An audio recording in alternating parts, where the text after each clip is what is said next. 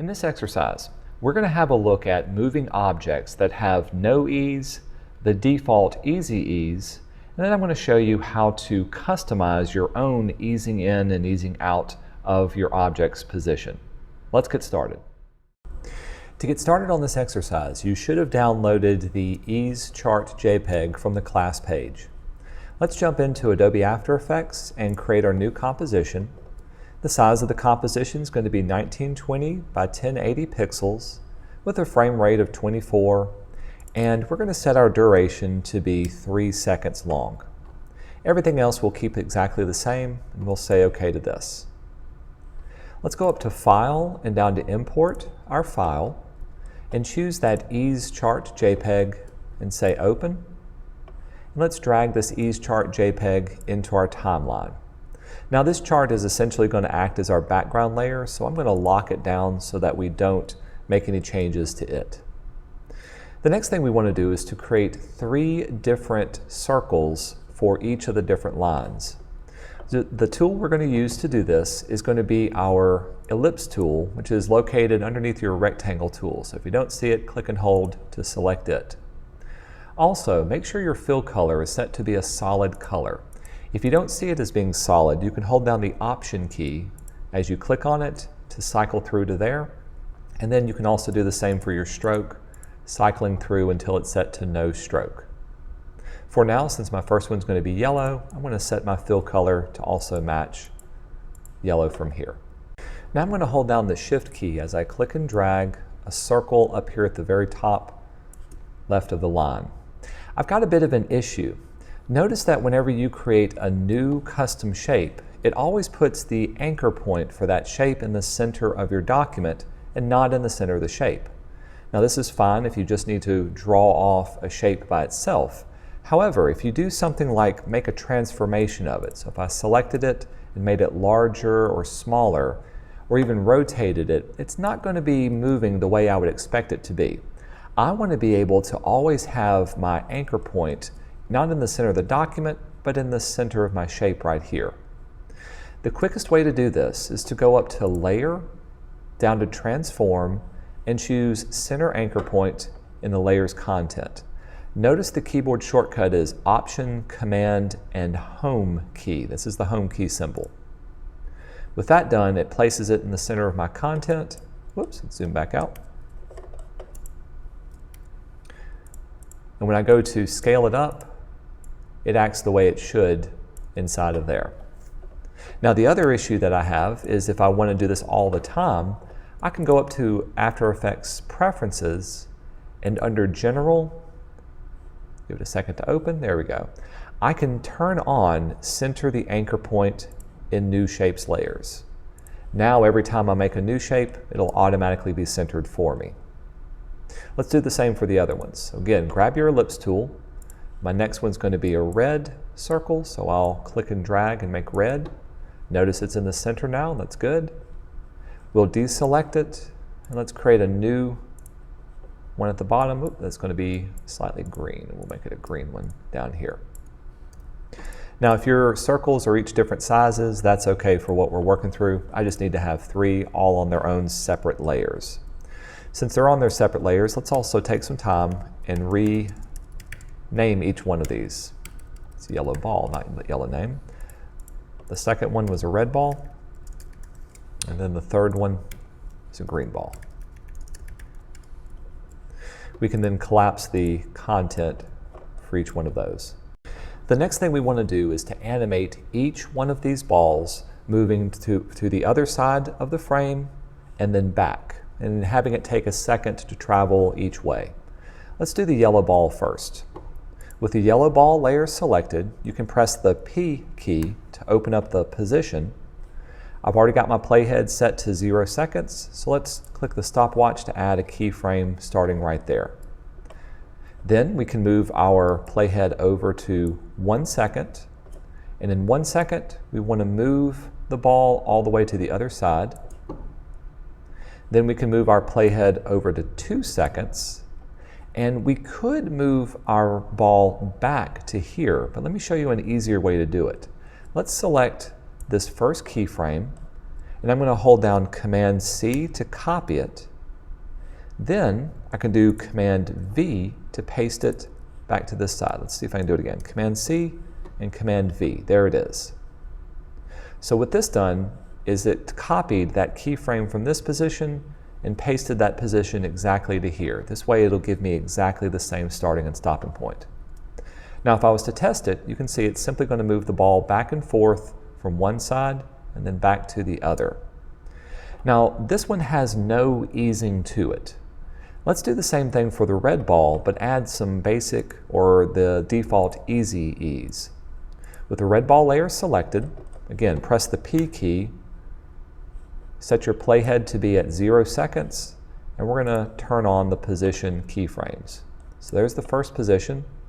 At 1 second, we want to move it over to this side, and then we can move our playhead to 2 seconds.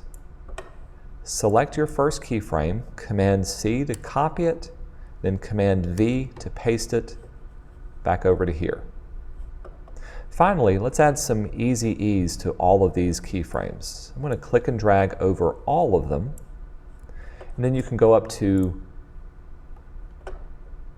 Animate, Keyframe Assistant, and just add the basic easy ease. Now when I play it, you can see the timing is slightly off on the red ball as it is the yellow ball. What's happening is the red ball is starting off slower, and then it's picking up speed, and then it's slowing down as it reaches the other side. Then it returns, it starts off slow, but then it picks up speed quickly, and then it slows down when it reaches back home. So this is what easy ease is allowing you to do. Let me show you how you can see this graphed off on a timeline. I'm going to click and drag and select all 3 of my keyframes, and I'm going to click on the graph editor at the top of your timeline. Now if you're not seeing the same thing that I'm seeing here, click on the little eyeball and choose Show Selected Properties. Make sure that's checked on, and also show the graph editor set is checked on too. What we're interested in is to see the speed graph, so make sure this is selected and turned on as well. Finally, if you can't see everything properly, you can turn on the ability to auto zoom the graph height, so make sure that's turned on, and then click on the Fit All Graphs to View. This will make everything fit nicely inside of this area. So what this graph is showing us for those keyframes that are selected for our red ball is that as it's moving in time, it's getting faster. The more it's curved upward towards here, this is the speed of the ball. So it's actually moving faster as it moves up.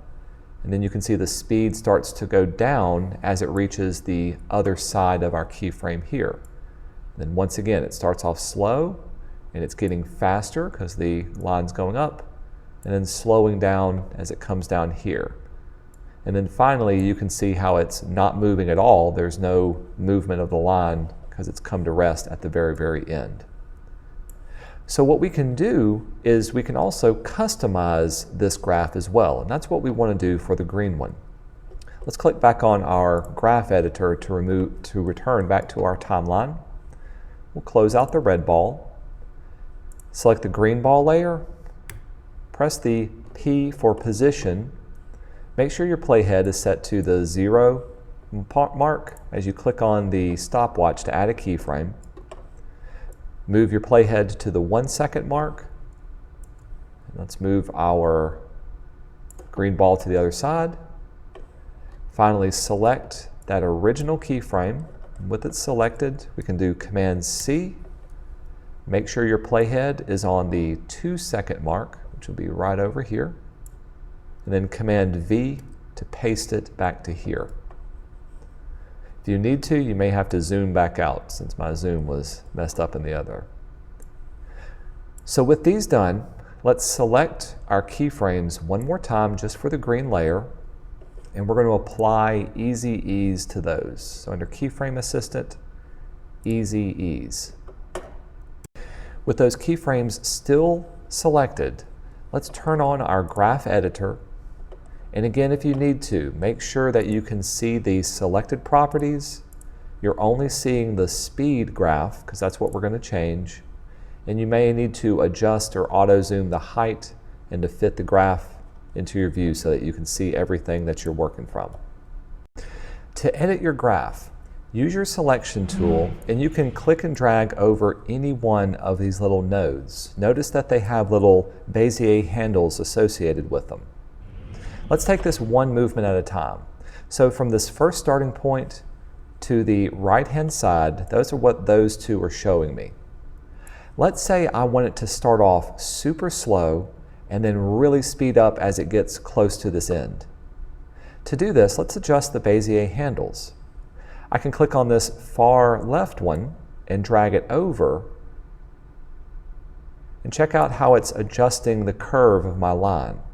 Now it's going to start off real slow and then spike and then slowly ease back in or quickly ease back into here. Let's test just that first one.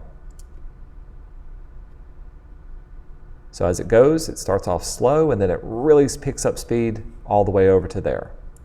If I wanted to make it more dramatic, I can also click on this handle and bring it in a little bit closer. Let's do the same thing as it returns. Now as it returns, again, I want it to start off slow and then pick up speed and then return back down to here. So I'm going to select my Bezier handles. Again, click on this first handle. I'm going to drag it to the right. And I'm essentially trying to get it to fit the same curve that I have with this one. So if yours is off by a little bit, that's okay. Now that I've customized the easing of both of these, let's return it. Let's test and see what it looks like. Note that they're still starting and stopping at the same time, but this gives me a much more dramatic, customized look for its easing in and easing out. Just remember when you do this to take it one keyframe moment at a time. Once we've finished with this, we can click back on our graph editor and you can close out the two positions to be able to see what you've created. Now to turn this in, we're not going to render our final design. I simply want you to save the After Effects file and to upload it to our class page.